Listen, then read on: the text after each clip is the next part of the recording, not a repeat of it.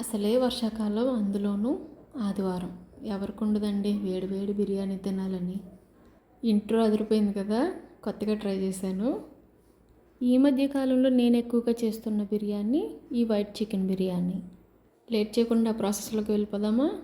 ముందుగా చికెన్ని ఉప్పు వేసిన వాటర్లో ఒక అరగంట పాటు నానబెట్టాలి. ఎందుకంటే చికెన్ రబ్బర్లా సాగకుండా సాఫ్ట్గా ఉంటుంది. బాస్మతి రైస్ని కూడా నానబెట్టుకోవాలి. కొద్దిగా జీడిపప్పు తీసుకుని వాటర్ పోసి పేస్ట్లా చేసుకోవాలి.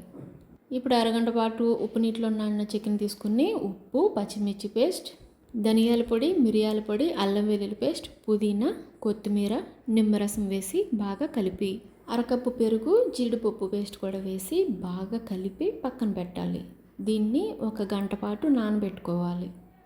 ఇప్పుడు బాండీలో ఆయిల్, కొద్దిగా నెయ్యి రెండు తీసుకుని వేడయ్యాక పలావ్ దినుసులు మొత్తం వేయించి ఉల్లిపాయలు కూడా వేసి మగ్గించాలి. తర్వాత నానబెట్టుకున్న చికెన్ కూడా వేసి మూత పెట్టి ఒక 5 నిమిషాల పాటు ఉడికించాలి.